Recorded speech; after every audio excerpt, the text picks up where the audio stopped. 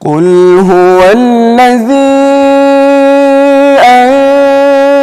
أنشأكم وجعل لكم السمع والأبصار والأفئدة বাবাকে সবসময় বলতাম আমি স্কুলে পড়বো না, আমি মাদ্রাসায় পড়বো। সবসময় বলতাম আমার সন্তানটাকে শুধু হাফেজ বানায় দেন। মা বাবার নিয়ত থেকে হয়তো আল্লাহ তাআলা এটার একটা বিশেষ রহমত, যে ছোট সময় থেকে কোরআনের হাফেজ হওয়ার দিকে আমার একটা ইচ্ছা ছিল। যদি মারাও যাও তাহলে এই আল্লাহর লাইনে আসছো কোরআন শেখার জন্য, এখানেই মারা যাও। কবর দেওয়ার জন্য আমি তোমাকে বাড়িতে নিয়ে যাব। আমি যেদিন 5 পৃষ্ঠা সবক দিতাম ওদিন আমার 5 টাকা দিতেন। ইনশাআল্লাহ মৃত্যুর আগ পর্যন্ত কোনদিন কোরআন বলবো না ইনশাআল্লাহ। হুজুর আমাকে সম্মান করে আপনি আমার তুই করে ডাকতেন, ওইটা আমার কাছে ভালো লাগতো। আমি দোয়া করতেছি আল্লাহ তাআলার কাছে, বলতেছি আর সময় সময় আমার জবটা কমতেছে আবার বেড়ে যাচ্ছে। আল্লাহর জন্য যে হয়ে যায় আল্লাহ তার জন্য হয়ে যায়, এটা আপনার ক্ষেত্রে তাই হয়েছে। একদমই আমার কাছে নতুন একটি আয়োজন মনে হয়েছে। কয়টা সুরে তেলাওয়াত করতে পারেন, তাহলে উত্তর কি দিবেন? এটা তো অনেকগুলো।